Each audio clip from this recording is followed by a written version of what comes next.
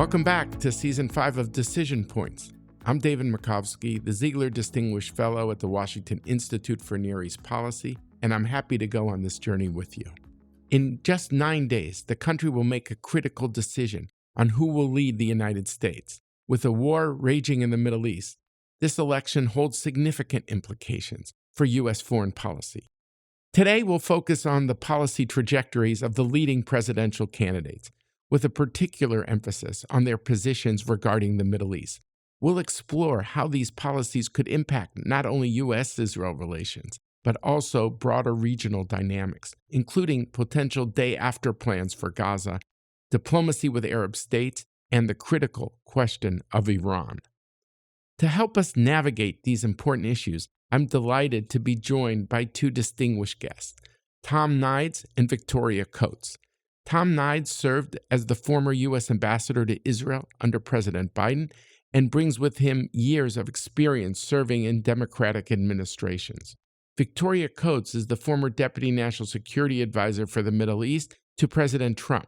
She recently released her book, The Battle for the Jewish State: How Israel and America Can Win.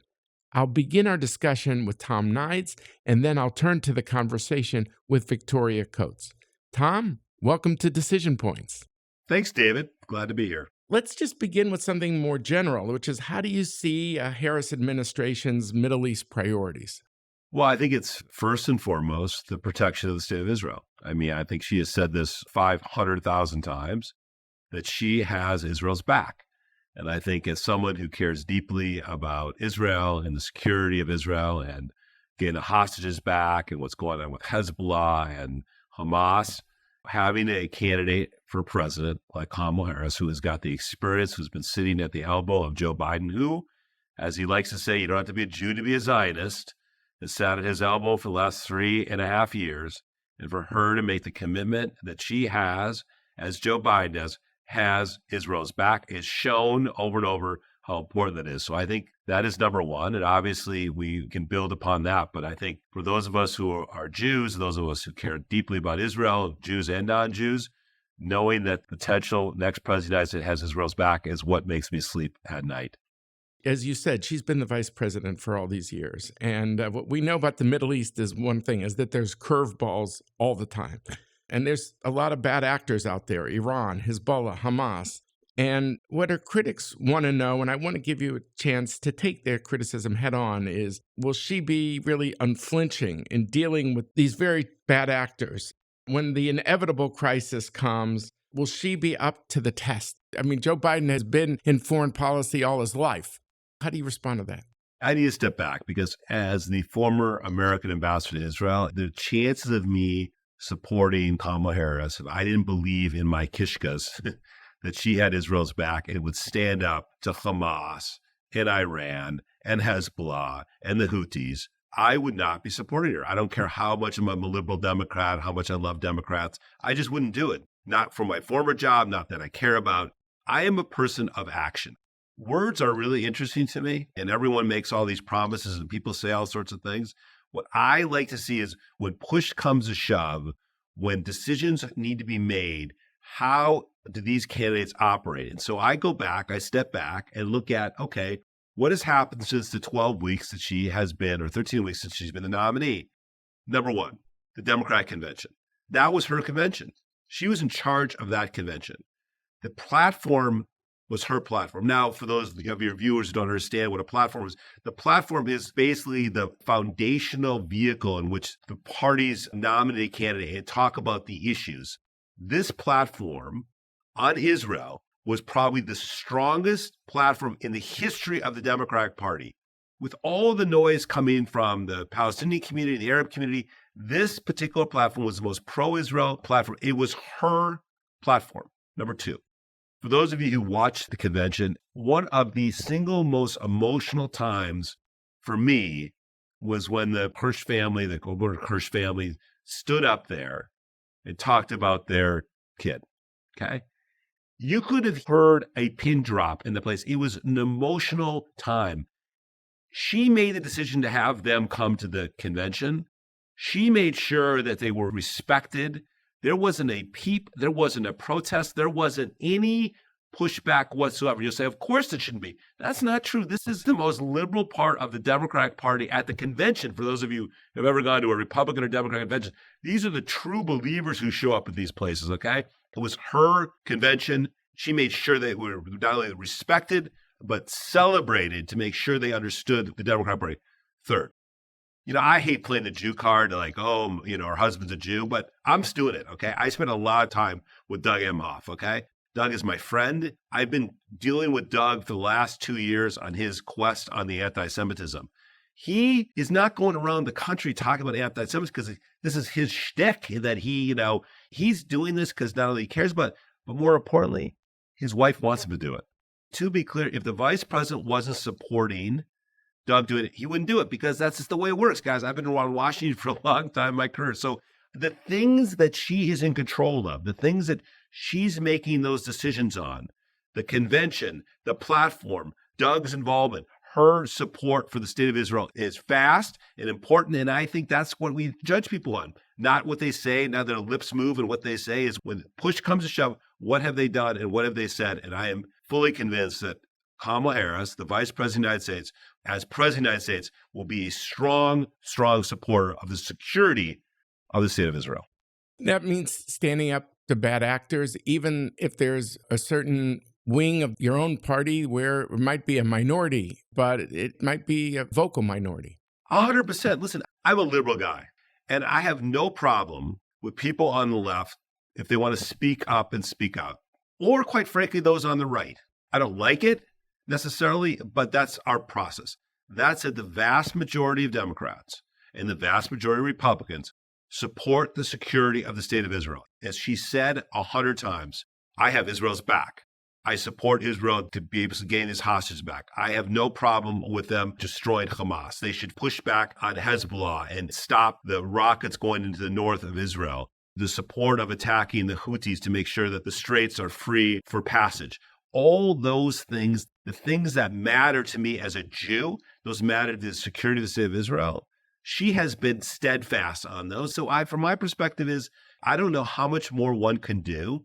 And for me, and I'll be honest with you, Israel is an exceptionally important part of how I think about how I vote. Also, to be clear, and for those of you viewers and our listeners, being a Jew also is important to me on other things as well. It's about women's right to choose. It's about climate. It's democracy. It's about who I am as a human being. So being Jewish to me is obviously first and foremost at the center of my mind is security of the state of Israel, but it is about humanity.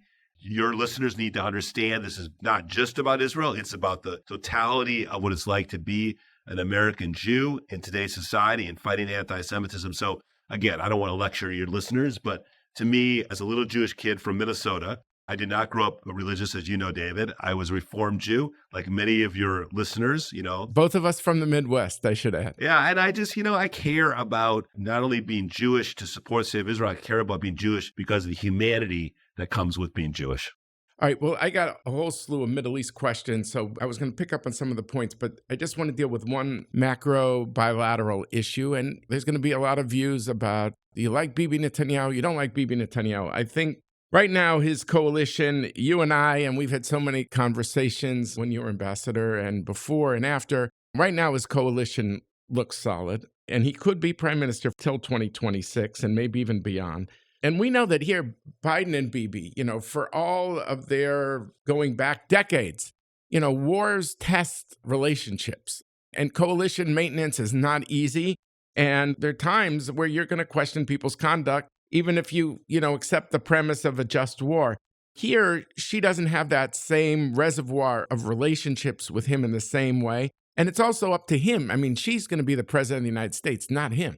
So let's be clear about that.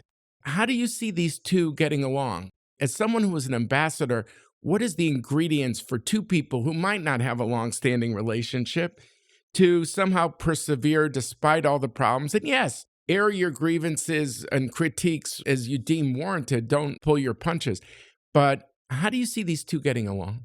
Well, let me just say, I spent hundreds and hundreds of hours with Bibi Netanyahu. Right. You spend more time than any American in the last several years. Hundreds of hours with Prime Minister Bennett and Lapid. I had 3 prime ministers in less than 2.5 years. So I get this, okay? Here's a dirty little secret. This relationship is not with one individual prime minister. This relationship is with the state of Israel, with the Jewish people. Make no mistake, she'll get along just fine with Bibi Netanyahu. One thing about Bibi Netanyahu is a politician, okay? I have my disagreements with him, but he's had a very, very important history for the security of the state of Israel. And I don't question his commitment to the state of Israel. I don't question his commitment to try to get the idea of the security of the state of Israel or his love for the country. He's also very smart politically, and he understands the American political system. And I have no doubt if in 2 weeks the vice president is elected as president of the United States, the relationship would be just fine. But most importantly, I think it's very important for all your viewers. The Israeli people, listen, I was with this whole process during Bibi, during judicial reform, and people were going to the streets. This is what we love Israel. It's a living, breathing democracy, a country that will never be the same after October 7th, but it is a living, breathing democracy. The Israeli people will decide who their leadership will be or won't be. The reality is prime ministers come and prime ministers go. Again, given the fact that I had 3 prime ministers in 2.5 years, what does not go is this relationship between the United States and Israel. We have Israel's back. They are their only democracy in the region. They are our values. It's our democratic values. So I am confident that she's lucky enough, Vice President Harris is lucky enough to be President Harris. She'll have a very strong relationship with Netanyahu, with the Israeli people, and whoever comes after Bibi Netanyahu, because Bibi Netanyahu will not be prime minister forever. It doesn't work that way, as you know, but she'll have a strong working relationship. So I have enormous confidence that'll be just fine. She said in an interview, or also meeting with rabbis around the time of Rosh Hashanah, she said basically, we'll never let Iran get a nuclear weapon, and all options are on the table, even if her preference is diplomacy first, which, makes sense. President Obama, I served in the Obama administration, was also, the preference was diplomacy. He said all options are on the table. He had the nuclear deal. I don't want to relitigate the JCPOA nuclear deal in this podcast. You could argue, okay, Biden really tried his best on JCPOA to revive the nuclear deal. It didn't happen. Does she have any thoughts? You can say, David, look, she's got a million things to think about. She's not going to tell you, here's my recipe for resuscitating Iran diplomacy. But what if it comes down to the fact that diplomacy doesn't work and Israel feels that it's going to have to attack? Do you think Israel can attack Iran's nuclear infrastructure on its own, even though, let's be clear, we're not talking about the immediate issue where he apparently promised President Biden he would not attack the nuclear infrastructure here. But I'm saying if diplomacy fails, can you see her backing an Israeli attack? Can Israel do this on its own if there is no diplomatic option? As you know, I was the Deputy Secretary of State for Secretary Clinton and the Obama administration, and we made every effort we could to try to get an Iranian nuclear deal. We weren't successful. And again, I'm trying not to be too overly political, but as you know, during the first 4 years of Trump, last time I checked, I don't think the Trump administration attacked Iran, unless I happen to have missed that.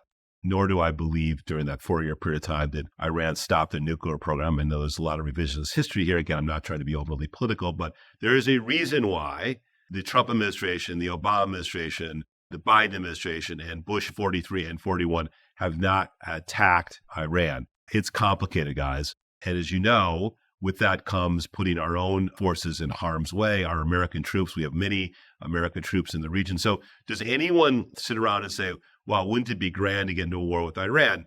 That said, I think Joe Biden, who has done a spectacular job of the security of the state of Israel, has made it very clear. And now the vice president said the same thing. We will not stand by to let Iran get a nuclear weapon. So, okay, your follow-up question is going to be, okay, that's fine, Tom. But what does that mean? When you say all options are on the table, what do you mean by that? What I mean is exactly that. They're going to be faced, I think, the next president, be it the Vice President Harris or President Trump, with this question about how do you stop Iran for obtaining a nuclear weapon?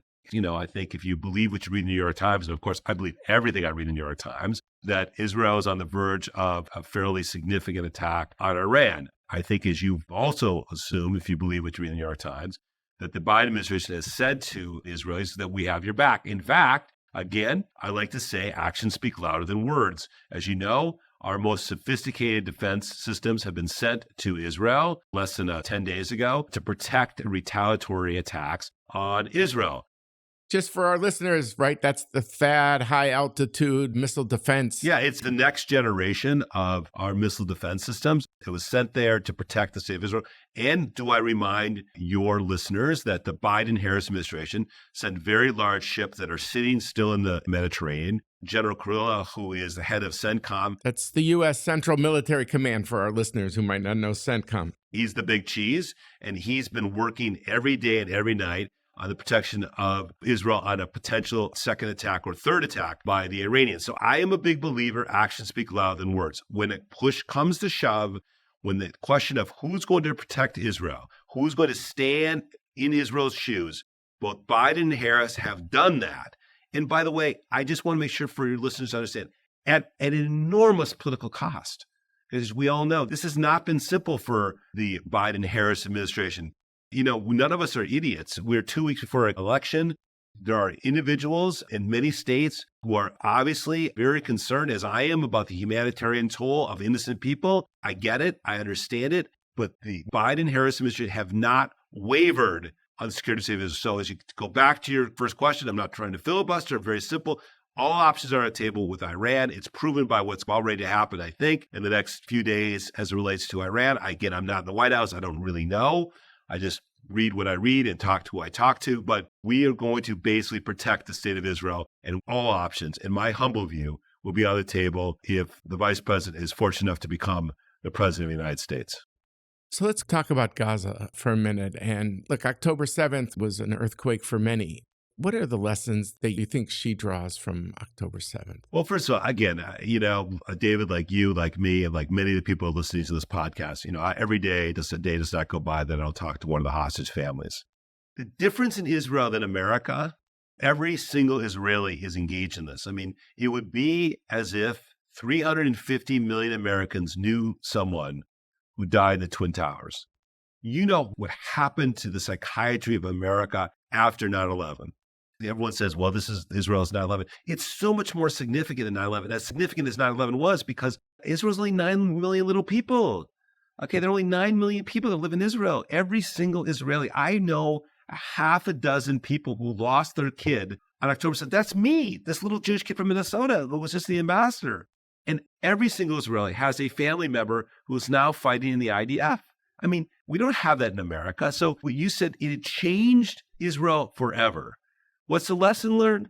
There's going to be lots of examinations of how Israel got there. And once this war is over, one thing that's about us Jews, we're very good at self-reflection. There'll be a lot of examinations, as there was after the Yom Kippur War with Golda Meir. There will be that, and they need to step back and figure out how that happened. The lesson, I think, is important to Vice President Harris becomes president, and quite frankly, if Trump becomes president. The Iran proxy issue is significant. It was always been significant. I think it came very clear to all of us that the cancer that is being created in Tehran as it relates to the Houthis and Hamas and Hezbollah is real. We've got to destroy that. We've got to end that. So it's obviously the impact that's going to be. And I think it is for Israel and how this happened. I think, again, there'll be lots of examinations. I personally think it was somewhat of a failure of imagination because I don't think Israel ever thought Hamas would be this stupid. I think that they thought that Hamas knew if they did something like this, that the retaliatory would be so significant that they would never do it. Here's the problem. Hamas doesn't care about the Gazan people. They don't care about the Palestinians. And I think that was a miscalculation. If 100,000 or 200,000 innocent Gazans died, Sinwar didn't give a crap about them. It's all about martyrism. And I think that is the calculated mistake. I mean, when I go to college campuses and I talk about, David, I spent a lot of time helping the Palestinians because I felt helping the Palestinians in some cases help the security of the state of Israel. And I would never do anything that would compromise the security of the state of Israel. But I thought, listen, there's 7 million Palestinians, 7 million Jews. They're not going anywhere, nor are we. So we have to figure this out. And I believe that philosophically without compromising security. The reality is I think we misunderstood. The leadership of Hamas belief was the more innocent people that died was better for the cause and that they could turn the whole world against Israel, which, by the way, they've been somewhat successful at doing. For those of you listening here, bums the hell out of me that they have done a good job of changing the narrative here a little bit, which is troubling for all of us who care deeply about Israel. Ultimately, when I try to tell people the idea that all these innocent people, and there are a lot of innocent people that are getting killed here, but Hamas doesn't care about them. That's why they use Gazans as shields and put them in places where there's guns, and more Gazans died, the better in their view. So lessons learned is we got to stop Hamas and Hezbollah and the Houthis, but we've got to stop it at the source, which is Iran. There was a video that kind of went viral a bit of a protester at the University of Wisconsin in Milwaukee heckling the vice president at a campaign stop just the other day and yelling genocide. And then we don't know if the way the tape went out, if the topics change. And she says, after he's escorted out, look, what he says is real. Was she referring to the humanitarian situation? We all want to see an improved humanitarian situation for Palestinians, or this issue of genocide? Does she reject this allegation?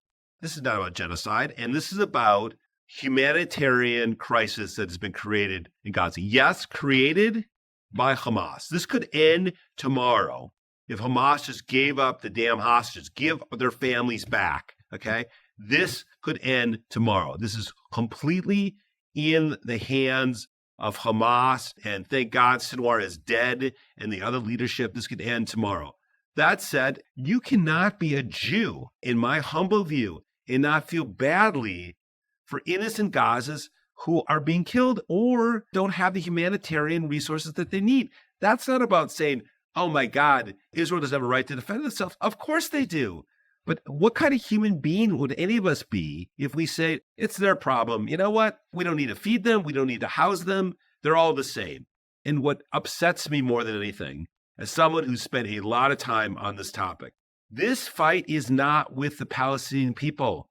This fight is with extremism. This fight is with the Hamas, crazy Hezbollah, nutty people. And it is not with every single Palestinian. That is a BS argument. And the reality is, as Jews in Israel or in America or in Europe, we got to do whatever we can to help those who are caught in the crossfire of all this. And listen, you're already starting to see these stories pop up that the Gazans themselves are so angry at Sinwar and what he did to them as he's sat his sorry rear end in a tunnel, that they were dying and sleeping in tents and not getting appropriate food and energy. So Israel has a responsibility. And I say this at every campus I go to. I have people stand up and yell at me at campuses. If you engage with every single protester, you can't do it. But you can have principles. Principle number one, destroy Hamas. I think Israel has done a pretty good job of destroying Hamas. Number two, get the hostage, which I should say is number one, get the hostages back.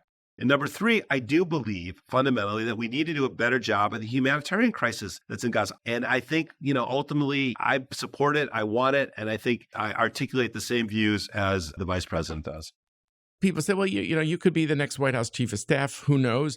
But the issue of policy of the day after, should the PA go back to Gaza? She's talked about, I think, the importance ultimately of a two-state solution, but is that incremental? And you and I have had many discussions using my baseball metaphors. Do you hit some singles or do you swing for the fences? Can you shed a little more light on her thoughts of the day after in Gaza, assuming we're in a post-Hamas situation, to bring the PA back, to start negotiations? Israel, was also frozen in October the 7th because of the trauma. So it's hard for them to even hear things, and you know this better than anyone. So can you shed a little light on after the war, and where do you think she sees this going?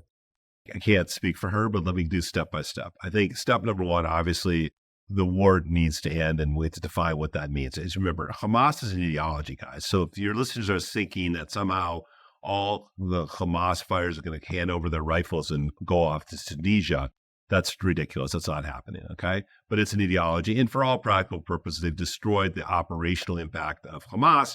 Now, will there be people who are committing terrorist attacks in Gaza? Without question, they can limit that. But number one, I think we've got to get the hostages back. Number two, we do need to have a multilateral operation inside Gaza. Yes, in the PA, a reform PA. Listen, there's lots of rap around the current leadership in the Palestinian Authority. I'm only going to repeating what people in the Emiratis have said. Other people have said that they need to have a new reform PA. Listen, President Abbas is now serving his 20th year of his 4-year term as president. They haven't had elections in the PA, because I think it's conditional of getting the Emiratis and other these countries to be involved in the rebuilding of Gaza. That's something I think will have to be addressed in the next administration. So I think one, that will have to happen because they're going to have a role within Gaza. A third, I think part of this is a multilateral operation. Gaza has been destroyed, territory has been destroyed.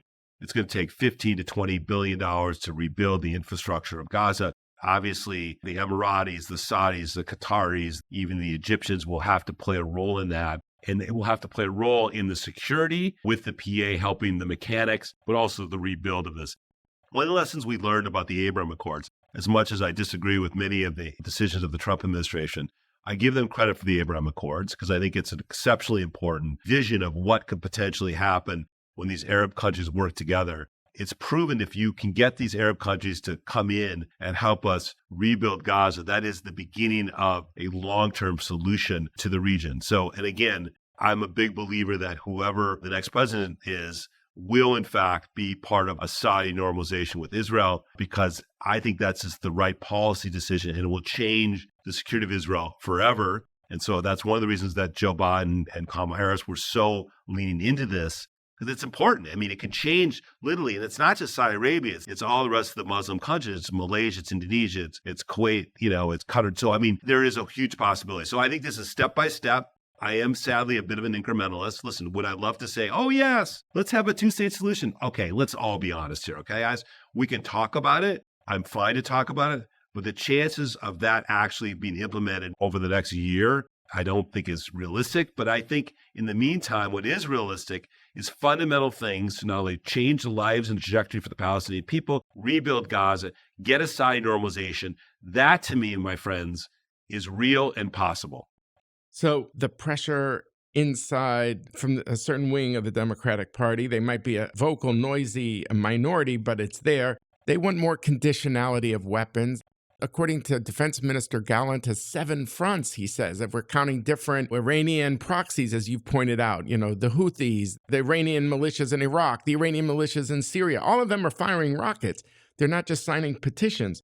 Are some of the old ideas of let Israel defend itself by itself, is the U.S. going to start having leverage in terms of withholding weapons on things that it doesn't particularly like? Because maybe Israel's going to become more dependent, not less dependent on the United States.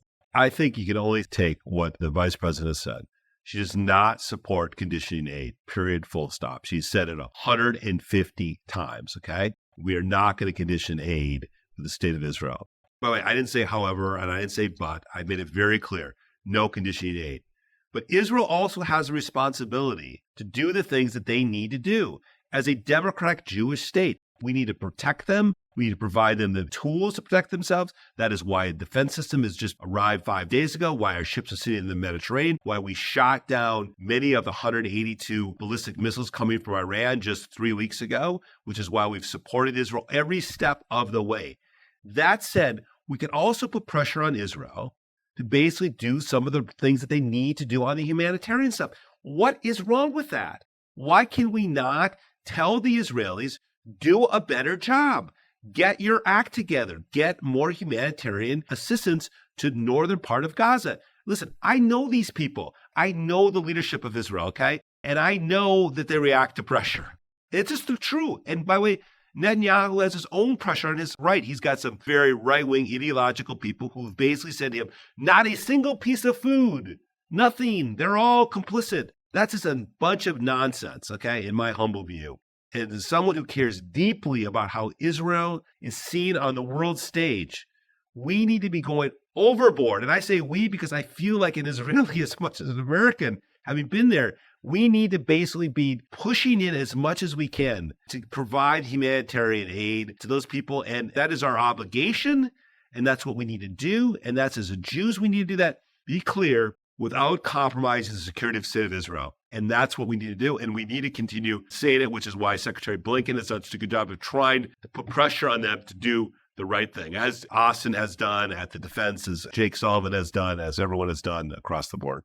And your point is not to say that Israel has been the only obstacle to humanitarian aid. I mean, there's been a lot of food that's gone through Kerem Shalom and then is looted by Hamas. You're not saying that Israel is the sole source of the problem. but it's a component of the problem. And your point is, A, it's a moral obligation. And B, it obviously gives Israel more political breathing space to do what it has to do on security when it's on the right side of the humanitarian issue.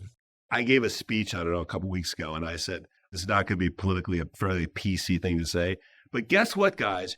You can actually kill people and feed people, okay? You can kill Hamas and you can feed people. There's nothing wrong with that. You can kill Hamas and those people who have kept our hostages, who have tormented our Israelis, created the worst catastrophe in Israel's history since the Holocaust. You can do that. But damn it, you can also feed people. You can take care of people. You can provide them. And I'm like, if you think that a bunch of food or tents are going to change the trajectory of Hamas, it's ridiculous. But it can help Israel. It can help Israel on the world stage. It can help those innocent Gazans who just got caught in the middle of this. The people say, well, there's been a poll that shows 70% or 60% of Gazans support Hamas. Oh, stop it, everybody. Come on. I mean, for any of us who are realistic and been involved in this, the fact of the matter is these people are hurting. Their families have been destroyed. Their buildings have been destroyed. And it's happened because the responsibility is on Hamas. Hamas wanted this to happen. They want to create a massive humanitarian crisis, and they've succeeded. We can't be as bad as they are vis-a-vis the humanitarians. We got to show to the world that Israel is a strong military, will kill anyone that's causing them harm, and also show a side of us on the humanitarian side to show to the world this is what it's like to be Jewish, that shows a side of what we are to do as it relates to a democratic Jewish state. I think you said it very well. I mean, I know the critics listening to this, they're saying, look, of course you want to feed people, but the problem is that they're using the food from the black market to keep Hamas going. But I think there is a broader moral imperative here, and I think you put that up very well. My view of this is maybe that food shipments, that 20% or 30% of that food shipments gets in the hands of Hamas, 70% of it isn't, 60% of it isn't. I just think there is no perfect solution here, guys. There's no question, there's no perfect situation. And I never say, of course, that some of the Hamas doesn't get some of it and they're getting paid and it's getting, okay, I understand that. I'm on the board of the International Rescue Committee. I'm sure some of that happens in any humanitarian organization. We need to be on the world stage saying, listen, guys, we're going to destroy Hamas and we're going to do whatever we can to do to protect innocent people. I mean, listen, to Israel's credit, they send flyers and any technology to get people out of harm's way. Even during a war, they're attempting to try to do the right thing. But I think we can do a better job at humanitarian crisis. One question on Lebanon. The issue here is, can you restore Lebanese sovereignty? We've done episodes trying to explore this. There's no incursions into Egypt or by Israel or into Jordan because these are countries that have a monopoly on the use of force. The problem in the Middle East is that you have some states that Iran has hollowed out where the non-state actor is stronger than the state. And unless the state is able to assert sovereignty and protect its borders and stop all the weapons from coming into Hezbollah, it just seems like it's going to be perpetual conflict. Do you see there's a way? Amos Hochstein is the president's envoy on this. You could say, look, Americans are not going to vote based on, sovereignty for Lebanon, but this is part of the Middle Eastern instability that we're witnessing.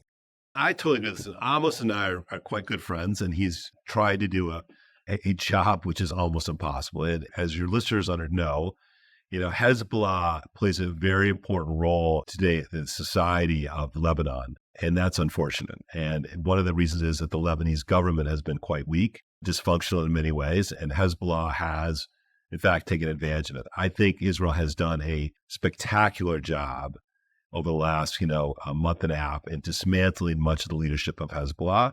I have no problem with what they've done, given the fact that no one, I live in Washington, D.C. when I'm not in New York, and it would be like people in Maryland shooting rockets into D.C. We would not tolerate for one moment. And the reality of this is Israel has tolerated for 1 year. Hezbollah has been shooting rocks in the north. The north has been abandoned, basically, having spent a bunch of time, 150,000 Israelis have to flee the north and now living in Tel Aviv and in the south. I have no issue whatsoever of Israel doing what they needed to do to try to dismantle, at least push the Lebanese out of the southern part of Lebanon so they can basically protect the people who live in northern Israel. I think Israel has sent a very strong message to Hezbollah. We know where you are. We know where you sleep. We will destroy you if you don't stop. And I think ultimately, listen, I was on the phone this morning with my friends in Tel Aviv. They've been shooting rockets into Tel Aviv in the last 48 hours. Israel has every right to defend itself, and they need to basically dismantle Hezbollah as the best they can. At the same time, and to answer your question, is to prop up the Lebanese government for them to basically have the capacity to do what they need to do. They need money, they need governance. I don't think the Lebanese government is at all too happy of having Hezbollah doing what they've been doing as in the destructive part of the country. So Beirut is a very beautiful place, having been there, and you've been there, I'm sure. It's really sad. It's heartbreaking. Again, and most Lebanese people just want to live in peace. They just want to live in peace. They want to live in a world and gotten rid of Hezbollah and get out of their lives. And I think Israel is doing what they need to do to basically send a very strong message to Hezbollah that they will dismantle it piece by piece. So, Ambassador Tom Nides, I want to thank you very much for this conversation and for joining us today on Decision Points. Thank you very much. David, thank you for having me. I just had a wide-ranging conversation with Tom Nides, and now I'm looking forward to continuing the discussion with Victoria Coates. Victoria, thank you so much for joining us on Decision Points. Thank you for having me, David. How do you see former President Trump? What would be his priorities for a second term when it comes to the Middle East? President Trump has been pretty frank about this on the campaign trail, that he wants to get back to the conditions that allowed us in late 2019 and then through 2020 to get to the Abraham Accords. And I think we all look at that as a cumulative process. It wasn't any one thing that led first UAE and Bahrain and then Morocco to make the historic decision to normalize with Israel. It was a series of things that President Trump had done, really beginning with his AIPAC speech during the Republican primary in 2016, through the move of the embassy, through the recognition of the Golan Heights, the actions against Iran. That all just really shifted regional thinking and created an opportunity for something that had seemed unprecedented, impossible rather, even when he took office in 2017. So I think he would look to return to those policies of very close relationships with our traditional Gulf partners and allies, and very forthright U.S. support for Israel. It's not complicated. He doesn't see a lot of areas of gray in that relationship. And so he's very clear about where the United States stands in terms of the Jewish state. Some would say, look, second term is not a first term, because second term, there's no electoral constraints in a traditional sense, because president by our Constitution can't have a third term ever since Franklin Delano Roosevelt died in his fourth term. What do you say to those people that it's not so easy to extrapolate from the first term to the second term? Well, I tell them that they're correct. There's been a lot of thinking that's been going on over the course of the last couple of months about what is different from 2017 when the president was inaugurated. First and foremost, I think the greatest concern, and I heard him talking about this as recently as this morning, is the progress Iran has made in its nuclear program over the last 4 years, because we know where they were in January of 2021, and we know where they are today. And it's a vastly different picture. They've got thousands more centrifuges spinning. They have a much higher degree of enrichment, possibly close to 80% at this point. And Secretary Blinken said over the summer at the Aspen Institute, they're a week away from breakout. And that was 2 or 3 months ago. That is a different picture than we had during the first term. And given the president's rather dim views on a nuclear-armed Iran, I think that will change some of the calculus of how you put together that policy. And so, maximum pressure, the economic campaign we implemented, while desirable. I am all for starving the Iranian regime of resources, but the time frame that the president may be facing is potentially much, much tighter than what we were looking at 8 years ago. People have wondered, there's part of the people that support Trump, like Mike Pompeo, Tom Cotton, that would think that America needs to play a very robust role in the world. And then you have people like Tucker Carlson as a journalist, but there's an isolationist strand as well. So people want to know, who are the people that are going to fill the key national security positions? Are they going to reflect the wing of the Republican Party that are internationalists and want America to play a robust role in the world? Or are they going to be isolationists? So how does the voter know in advance what they're getting, so to speak? Which wing of the Trump coalition will emerge predominant? We're just talking about the national security space right now. I would say all of the above, David. I mean, I've been in meetings with President Trump with Senator Lindsey Graham, and I've been in meetings with President Trump and Senator Rand Paul. And he listens to the views of both of them. And I would say Lindsey and Rand are pretty much the two ends of that spectrum that you describe. And, what I did in my work with Senator Cruz, which was one reason it was very easy for me to go from working from Senator Cruz to working for President Trump, because in the national security space, they took a very similar approach. It was essentially the same policies. The way I formulated is we're not hawks and we're not doves, we're owls. We believe in a robust United States presence. I mean, during his first term, President Trump traveled extensively, had very close relationships with a wide range of foreign leaders, everybody from Abe to Erdogan and those in between. And so, he's deeply interested in international relationships. He has run an international corporation for decades, has business interests around the world. I mean, he realizes the importance of these various markets to the United States as both consumers of our goods and exporters to us. So the notion that he's suddenly going to tune out, the outside world, it's wishful thinking on the part of his detractors. And I think, though, for those who are extremely hawkish, and I would point out, Nikki Haley, who I respect enormously, went very heavily down that interventionist, traditional establishment Republican foreign policy road in the primary, and she couldn't win her home state. So I think that is not in touch with where the American people are. By the same logic, as I said, I don't think he is in any way an isolationist. I think he's just extremely judicious about the application, particularly of the American military, and extremely cautious about potentially getting embroiled in conflicts that we can't resolve. So I think that would be a different approach from what we've seen, particularly under Biden-Harris, but very consistent with what he did in the first term. Tucker Carlson's an example of someone, when they see him with Trump and they hear his isolationism, they wonder, maybe this is the guy with Trump's ear. It's got some people who care a lot about the U.S. position in the Middle East. It's got them a bit nervous. So I just wanted you to have that chance to address that. Well, I mean, I went to college with Tucker. We both went to Trinity so many years ago that I'm embarrassed to say, but Tucker is not his foreign policy guru. And I think the names that are being discussed, you mentioned Senator Cotton, Senator Rubio, Senator Hagerty, somebody I respect enormously and served with. These are the people they're talking about, Robert Wilkie, potentially for the Defense Department. These are not in any way inexperienced or naive people.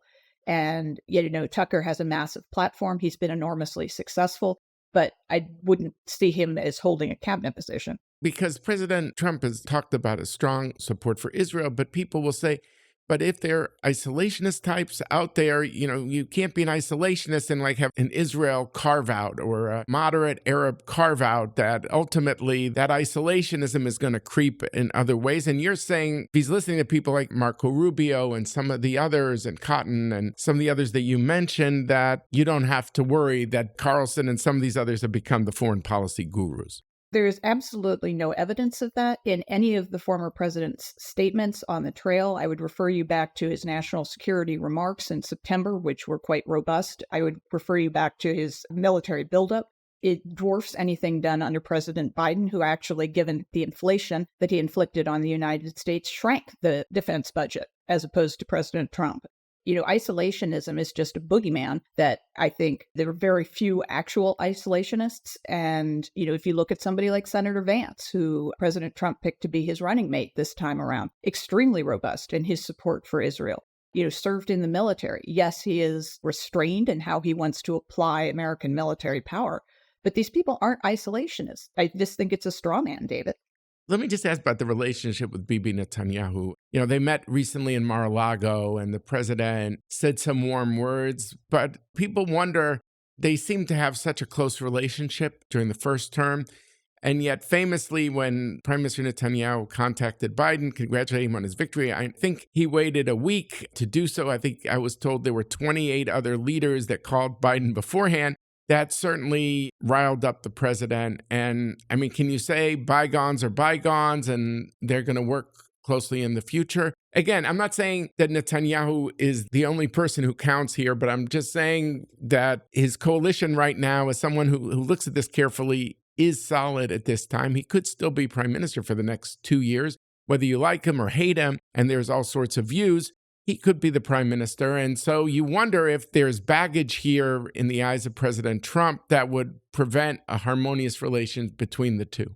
I don't think so. And I think the meeting at Mar-a-Lago demonstrated the fact that the former president actually reached out and called the prime minister after the assassination attempt. It was still a call from Trump that he didn't have to make, and he did make. And I just would say, these men are both professionals. They've known each other many, many years. And if Senator Cruz and President Trump could resume a normal, friendly working relationship after the 2016 primary, I don't think this is going to be in any way a problem.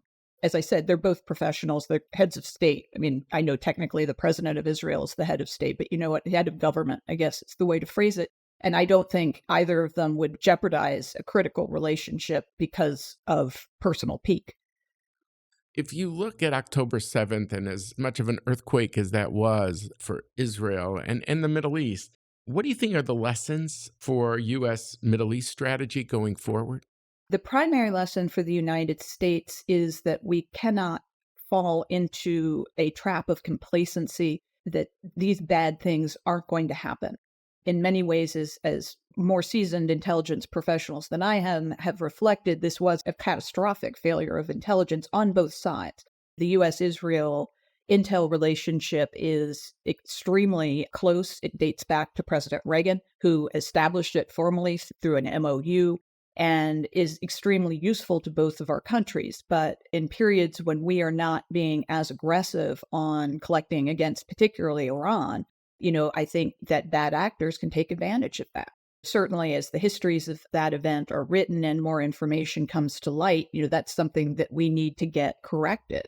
In the response to it, I think what we also saw very quickly in the aftermath was the problems we have here at home in terms of the immediate sort of breakout of anti-Semitic, anti-Israel, anti-Jewish protests, particularly, but not exclusively on campuses, that go on to this day. I mean, there was a horrible incident at Brown University 3 or 4 days ago where the Board of Trustees was essentially attacked by radicals who believe that Brown University is supporting a genocide. And that is going on in our country. I think that is an extension of what happened on October 7th that really, I think, brings that home to the United States and is something that we have to grapple with, as well as Israel with the war in Gaza and Lebanon. When President Trump says Israel's got to finish the job, that's one of these comments that sometimes I call Mona Lisa diplomacy. Like whatever angle you look at, he's talking to you. So does finish the job mean destroy Hamas? Does finish the job mean end the war? Please interpret President Trump for us.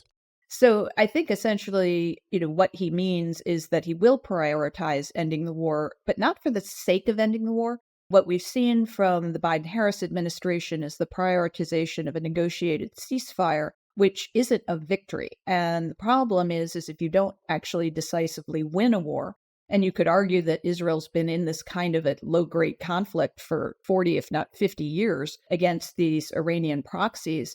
If you don't actually win it, they regroup and come back to fight another day. And, we were doing this in Gaza in 2014. In 2021, we had negotiated ceasefires. After 21, Sinwar, having taken note of the success of Iron Dome and the Israeli missile defense situation, started planning for a different kind of attack. And that was October 7th, 2023. The attitude of Israel throughout this war is they do need that moment of victory. And after Sinwar's elimination last week, I thought it was noteworthy that Prime Minister Netanyahu came out and said, okay, here's the deal. If you lay down your arms, if you surrender and you release the hostages, you will be spared. Otherwise, we're going to keep on going until you fulfill those terms. Those are victory terms. That's not a negotiated ceasefire. So I think that's what President Trump would want to get to a situation where this can't happen again. It's so destructive. It's so painful for everyone on both sides that preventing it from happening again, I think, would be his priority. The idea of a day after in Gaza, is there any way to say what, and again, I understand when you're in a campaign, you've got a lot of things that you have to deal with. Thinking about the day after in Gaza might not be front and center, but do you think there's something that you could say, this is what former President Trump would mean about the day after in Gaza? Should the PA come back to Gaza? How do you think he sees it? It's something we worked on very intensively during the first term, particularly in the 2017-2018 timeframe when I was working very closely with Jason Greenblatt and Jared Kushner on the president's offer to the Palestinians. He was very sincere in that. He wanted to get to a deal. I mean, everybody wanted a deal. Everybody, as it turned out, but the Palestinians. And that was an honest offer. And we did a lot of work on what could be done for Gaza. And, one of the things that's so frustrating, as you know, as well as anyone, David, in that file is, how much could be done. Gaza is a beautiful place with resources. It could be a Riviera on the Eastern Mediterranean. And instead, right now, it's essentially hell. That's something that really bothers President Trump, particularly in a real estate sense. He just looks at this and says, why is this happening? If we do get to a situation and you have the Palestinians accept the fact that they have lost this conflict, that it is over, I think the sky's the limit in terms of reconstruction. That doesn't all have to be American money either, by any stretch of the imagination. There are obviously very wealthy Arab countries that would participate in this. And the other thing, though, David, that I think we would be very attentive to is de-radicalization, which has not been attempted effectively with the Palestinians. And both the Saudis and the Moroccans have significant expertise in this. They've had multiple decade programs domestically, which have been quite successful. And I've had conversations with both that they would be very interested in working on that with the Palestinians. And so that you would have a kind of a dual track towards a more normal situation for both the Strip and for West Bank. And, all of that is extremely possible. But it is going to take an attitude shift on the part of the Palestinians that they want to work with these countries towards creating a political entity for themselves that potentially could at some point lead to self-governance. Now, we're not there right now. As you know, the Israeli polling on this amongst Israeli Arabs is not particularly high. So I think that is going to be a lengthy process. And the notion that we can somehow jump out of the post-October 7th period to Palestinian statehood is, I think, aspirational at best and probably not helpful to the Palestinians themselves. You raised the de-radicalization issue, which is really important, and I've had many discussions with Ron Dermer, the Prime Minister's top advisor and Minister for Strategic Affairs, about this, and I think it's fair to say, I won't talk about his views, but he's definitely a proponent. He's made that clear publicly. With Germany after World War II and with Japan after World War II, is you had leaders there, whether it was Emperor Hirohito in Japan or Konrad Adenauer in Germany, who are authentic people who said, this is good for us. You have to find Palestinians who really represent their people and saying, we're not doing this as a favor to Israel. We're doing this as a favor to ourselves. And there's also a timetable issue that these things would take time. This would require restraint on Israel's side in the West Bank. I mean, you can't have a situation where one side is saying, hey, you got to de-radicalize. Bezalel Smotrich and Itamar Ben-Gvir, will say, well, we'll use that time. Then people in the Arab world and in the world in general will say, well, it's a trick. So it's got to be authentic. I think you raise it in an authentic way. But how it's framed and who are the people who are the Palestinians leading the charge that this is good for them, this could make all the difference between success and failure. It's one thing, to de-radicalize a few people who come back from the Taliban or from, Afghanistan and places like that. We're talking about a massive effort here. No, absolutely. And that's actually why I raised Morocco specifically, both as an Abraham Accords country, but the king's unique position as defender of the faith. For Moroccan Muslims, he has a gravitas in this area that I think could be very powerful. And, same obviously with the Saudi royalty being the defenders of the two mosques. These are people with tremendous authority within Islam. And I think that is the road to be taken rather than Israel's getting involved in this, that it has to come from within the Islamic world. And your point about Palestinian leadership is critical. And all of my conversations with our partners and allies in the Gulf and beyond, they readily admit that the current leadership of the Palestinian Authority is not going to get this done. They're too unpopular, too corrupt, all of the above. Everyone knows all of the warts and problems there. There's going to have to be a burden on the Palestinian people to come up with those kinds of authentic leaders that you described who are willing to say, okay, we have to end this. And I got to wonder, when you have something like the CEO of SodaStream coming out and saying, I'll pledge $100,000 for each hostage returned alive. Are there reasonable people in Gaza who say, we've got nothing right now? Maybe we should make a trade. Maybe we should stop this. And if there aren't, Israel doesn't have a lot of choices. Defense Minister of Israel, Yoav Gallant, has said over and over again that Israel is facing 7 fronts. If you count these different Iranian proxies of the Houthis in Yemen and Iraq and in Syria, and all of them are firing rockets. As I said, they're not just signing petitions here. This is a new situation for Israel, that anybody can have a rocket and fire. The U.S. position is Israel should defend itself by itself. And Israel's very proud that no American soldier should die defending Israel. But what I do wonder is if there's 7 fronts, if over time this idea of defend itself by itself is going to come more under pressure. Because you're going to need more aircraft carriers or very advanced missile defense systems defending Israel, albeit offshore and not Americans engaging in combat, of course. I'm just wondering how this war is going to rethink American defense policy when it comes to Israel and the Middle East.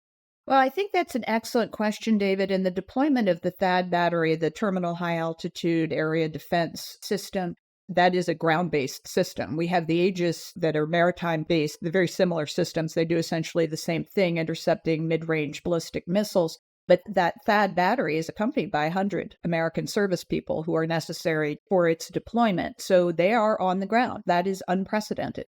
I am not unhappy about it in any way. The Patriots, you also, I believe, had Americans on the ground in 1991 during the Gulf War. For the Scuds, yeah. But the THAAD is a significant development. Absolutely. As I said, I'm happy about it.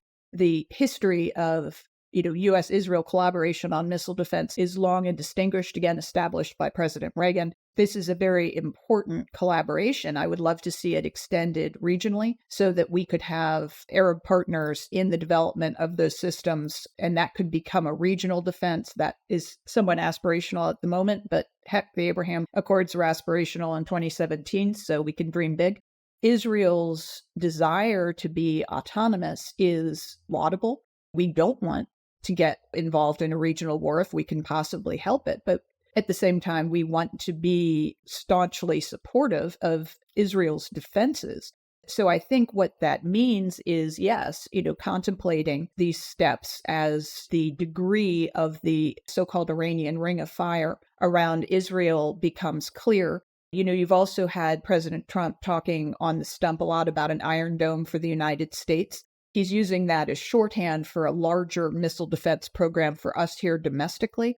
That is an area where then the American people can see this collaboration with Israel, because those systems are built here in the United States. They're joint Raytheon Rafael systems, that is immediate to their defenses as well as the defenses of Israel. The other thing we should be looking at as strategically as possible is, the next 25 years of the U.S. Israel security partnership.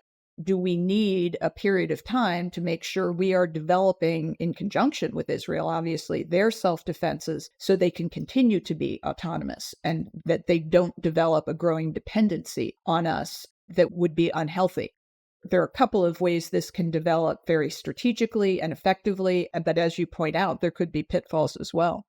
You've talked about the Abraham Accords and the Saudi normalization issue, which is, it's clear, something that former President Trump would embrace and would see it, I think, with justification as building on the foundation of the Abraham Accords. And this would be, as you know, I think, Victoria, as we've known each other all these years, I like sports metaphors. So this is like the Super Bowl, the World Series, the World Cup, however you want to call it, maybe all put together. This is a big deal if this happens.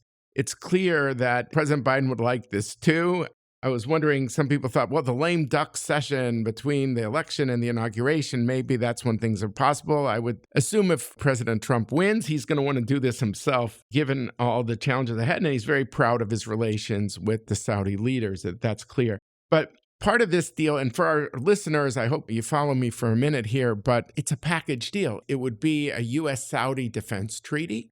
the question is, would President Trump and J.D. Vance, who are very concerned, what are we committing ourselves to? The president's critical of NATO, of course, saying that, these countries don't pay their fair share. This is a different kind of an alliance, of course. It's not a NATO per se. It would mean the U.S. coming to the defense of Saudi Arabia if it's attacked by Iran, if there's an existential threat. But, having a defense treaty is the first time we would have this as Americans since 1960, I believe, with Japan. It was a different America after World War II. So you would need 2/3 of the Senate. For 2/3 of the Senate, you would need a lot of Democrats. You could say, well, that's more obvious if there's a Democratic president like Biden, because out of loyalty to your president. But do you think that the Democrats would come along in such a package deal, a blockbuster package deal of a U.S.-Saudi defense treaty and Saudi-Israeli peace normalization if President Trump is the president? I would just predicate this by saying Israel-Saudi deal is a good thing, whatever it happens, whoever is president. It would be a seismic moment for the region and for the world, David. We would all, justly celebrate that huge achievement for mankind, because going back for the third time to President Reagan, if you remember the first year of his term in 1980, the potential AWACS deal with the Saudis was what gave birth to AIPAC, an enormous Israeli concern about potential U.S. arms sales to Saudi Arabia. That's what spawned the first security MOU between Israel and the United States to reassure Israel that the United States would continue to maintain their qualitative military edge over the region, which is survival, essentially. But how glorious to sort of conclude that historic arc with a peace deal between them. So I have absolutely no issue with the deal, whoever would want to negotiate it. And I do think there will be a lot of complications to that, because personally, I don't favor a treaty, because what you feed into the Congress for a treaty is very rarely what you get back out. So all sorts of horse trading would go on to get to those 60 votes. 67, I think. 67, sorry. That could be an unsatisfactory process for both our two foreign partners there. And I think you could get to largely the same state with something that actually President Trump proposed in his 2017 Riyadh speech during his first trip abroad, which we developed as the Middle East Strategic Alliance. That was founded on long-term basing agreements, which is how you reassure Saudi Arabia that the United States is present in the region, that we will be attentive to their defenses. And you have to sort of reconsider the whole architecture that was created in the wake of the Carter Doctrine, because our reasons for being there are very different than they were in the late 70s and early 80s. The other piece of this is a potential civil nuclear program for Saudi Arabia. We at the Heritage Foundation are strongly supportive of civil nuclear as a fantastic, clean, dense baseload power supply. And so, just as we were supportive in the Trump administration, did a lot of work on the UAE Barak nuclear plant, that is something we should be very open to for Saudi Arabia, but it is complicated. The so-called 123 agreements, which is named after the provision in the Atomic Energy Act, those are long and complicated, which give partner countries access to U.S. nuclear technology. There's the issue of in-country enrichment. Right, which doesn't exist under 123, right? The enrichment has to happen abroad. The Saudis want to do it in their country. Precisely. And so you've got to figure that out. There are ways that you can get that resolved, but this is going to take a fair amount of time and a lot of wrangling, again, with the Congress. Of 123 also has to go through the Senate. So I don't see, given the imperatives that the Congress has to do basically to keep the lights on over the course of the lame duck, there being time to tangle with these thorny issues. Maybe there's an announcement of a path or a framework, but I would be really shocked if this was something that they were going to burn legislative time on. You think the treaty might not necessarily be the way to go. I mean, I think for Israel, I think what's happened is they believe their only ticket to Saudi normalization is through a treaty, because the Saudis want to be sure they get 67 fingers going up for them, and maybe more Republican fingers, by the way, and they feel maybe Israel might be helpful in this regard. I think many Israelis see it as a package deal, but are you saying that there might be other ways to think about this? Oh, I think there are always other ways to think about it, and this might surprise your listeners a little bit, but I actually knew that the Saudi deal was on the table and very possible on July 26th of 2020, which was on the day I woke up in Abu Dhabi and learned that Chevron had bought Noble Energy, which is a small energy development company out of Houston that manages the Israeli natural gas assets in the Eastern Mediterranean. There's no way Chevron risks its business with the kingdom for $5 billion regional natural gas developer. They did that because they had ironclad assurances this was not going to be a problem. And it's a matter of fact that Saudi Arabia supported it. And if you look at Chevron's Israel page now, it's Chevron Israel. It's not Noble anymore. That is when, to my mind, the deal became possible. And then it's figuring out what the provisions of it are. And so, there are lots of different ways to do this. And the notion that there's only one path, and that it has to be a formal treaty is not consistent with the conversations I've had with both the Israelis and the Saudis about this. So the last piece I really want to talk to you about is Iran, which you mentioned earlier in our conversation. They have a way of creeping in. Yeah, exactly. I know former President Trump would say, look, I'm the guy who got Qasem Soleimani. No one thought that was doable, but I did it. The idea of a U.S. attack on Iran, if maximum economic pressure doesn't work, do you see that as something very real, or do you see it as, well, if maximum pressure doesn't work, maybe it's more likely that we as America would back an Israeli strike? And I don't know if you think Israel could do this on its own. Again, I'm not saying force as a first resort. It's hard to see how the diplomacy is going to work if Biden couldn't succeed in reviving JCPOA unless there's a complete restructuring of the diplomacy. Maybe the president would say, let's go back to maximum economic pressure, more sanctions, that'll do it. But if it doesn't do it, and you pointed out about the timetable that Blinken said at Aspen, yes, they have to have a weaponization system. It's not just getting to a level of 90% enrichment of nuclear fuel. But what do you think is more likely? Can you see a second term President Trump being the one that would go after the nuclear program militarily if economic pressure didn't work? Or it's more to see if it would be backing Israel? Quite frankly, that is going to be what comes out of the state of the world briefings that the transition will get if he is reelected in 2 weeks. How bright red is that light flashing? What is their time for? And the other thing, though, that I think is really interesting, David, discussions I've had with a lot of my friends who are still in government, we have a very different sort of global picture because of some of the moves China has made over the last 4 years. And I would point your listeners to the March 2021 agreement between China and Iran, a $400 billion 25-year agreement for economic cooperation. That has also been bolstered by the fact that the Biden-Harris administration has chosen not to enforce the sanctions on Iranian oil exports, which are now at 1.75 million barrels a day to Iran. That's worth about $2 billion a month to them. That relationship is incredibly close.